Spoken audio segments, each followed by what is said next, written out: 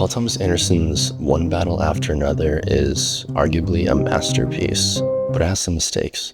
In this video, I will explain why this film is arguably a masterpiece and which choices Paul Thomas Anderson made that make it so. I will also point out some holes I spotted in the film and some choices that I think are sloppy and do not make it a masterpiece. So it'll be up for you to decide. This is the end of the line, huh? Not for you. I'm Aaron, and this is my channel where I break down and analyze films in order to better my own. Before we get into it, please don't forget to like and subscribe for more content like this. And without further ado, let's get into it. Paul Thomas Anderson is an amazing writer-director who has an unconventional style. While there is variety within his work, his films often contain flawed hero characters, a large ensemble cast, a lot of one-ers and tracking shots, an abstract John Cage-sounding score, a soundtrack with needle drops from the 70s, and comical arguments over the phone. One Battle After Another is no exception. In fact, some are saying it's PTA's best film yet. This movie focuses on quite a few main characters. It isn't a typical hero's journey with one protagonist, and I would argue we have three protagonists: Perfidia, Bob, and Willa, and one antagonist, Lockjaw. We also have many secondary protagonists and antagonists. In the past, PTA has proven his skills of writing a script with a large ensemble cast. Films like Boogie Nights and, more evidently, Magnolia, which allows a film to develop a tapestry of narratives that eventually intertwine. This allows for good drama. In One Battle, it's not as plain to see as in a film like Magnolia, but the ensemble connection is undoubtedly there. The entire first act feels like Perfidia is the main character.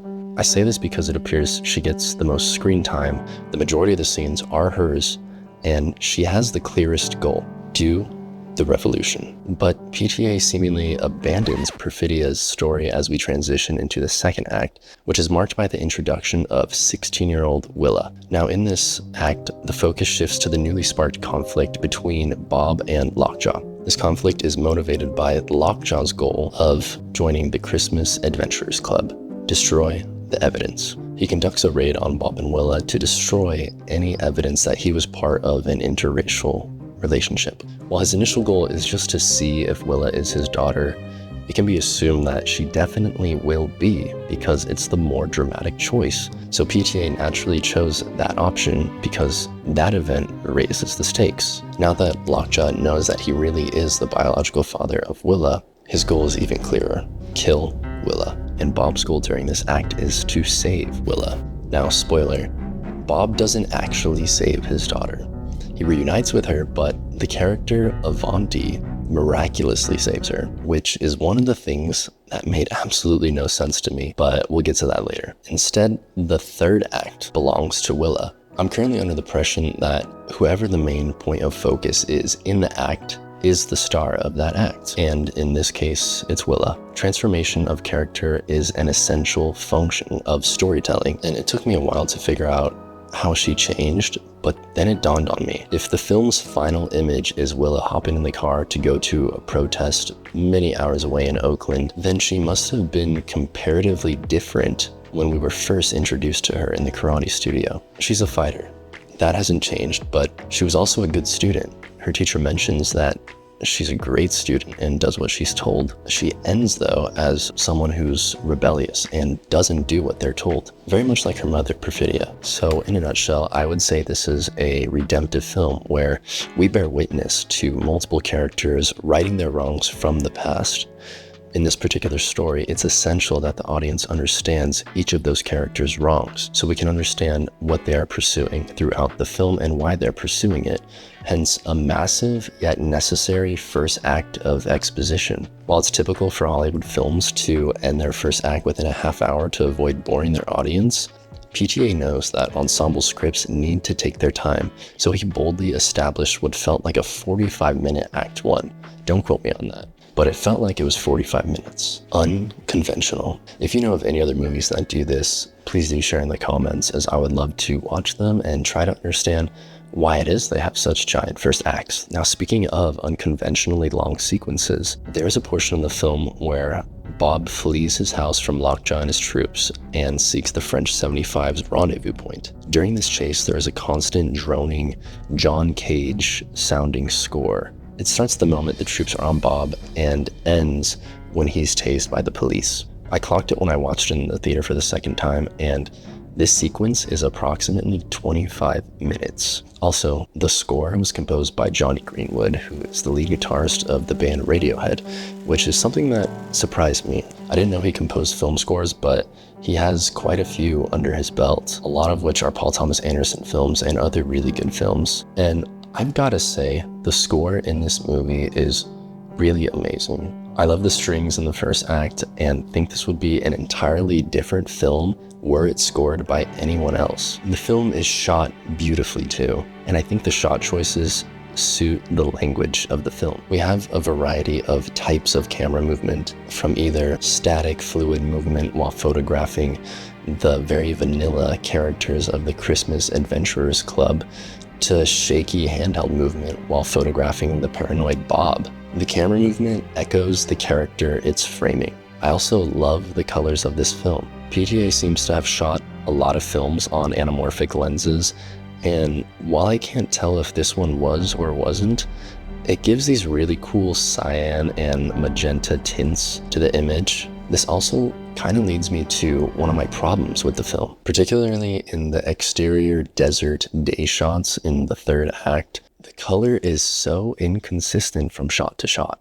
Now, I usually wouldn't notice something like this, but when I was doing research for my review on Anora several months ago, which you can check out here on my channel, cinematographer Drew Daniels brought to my attention that while speaking with the colorist for Anora, he noticed that Licorice Pizza had many color inconsistencies. Licorice Pizza, which is obviously a Paul Thomas Anderson film, was shot by Michael Bauman, who is also our cinematographer for One Battle After Another. So maybe it's just a little in my head, but I couldn't help but notice some color inconsistencies throughout the same scene at the end of the movie. Now, I'm sure the professional colorist for this film was well aware of this and has a much better eye for these kinds of things than I do, so it must have been a stylistic choice, but it's one that I don't really understand. Now, this issue is an incredibly nitpicky one of me to bring up, but my real main issues with the film are script related. Issue number 1. What was keeping Perfidia from not showing up to Lockjaw's hotel? Towards the beginning of the film, there is a scene where Perfidia is in the bathroom stall planting a bomb in the ceiling. There, Lockjaw confronts her and tells her she must have an affair with him later that day at a hotel. Or else, I don't even know what else. He lets her go after she agrees. But why did she bother showing up to the hotel later? She didn't have to go. She could have just lied to him and said, okay, I'll be there later, and then never have shown up and had an affair with him. I guess she thought he would rat her out, but he already had an incentive to rat her out when Perfidia held him at gunpoint, so this one just made no sense. I don't know. Issue number 2. How did Willa know that she was being chased by a Christmas adventurer? After Willa escapes her execution, she drives Avanti's car over a hilly road back to the border. Behind her is a Christmas adventurer in a blue car, and somehow knows that it's her in that car. Anyway, she stops her car just past the peak of a hill so that the next driver will not have time to react and crash into hers. But what if the next car behind her was Bob, her dad? Or what if it was someone from the Resistance trying to save her?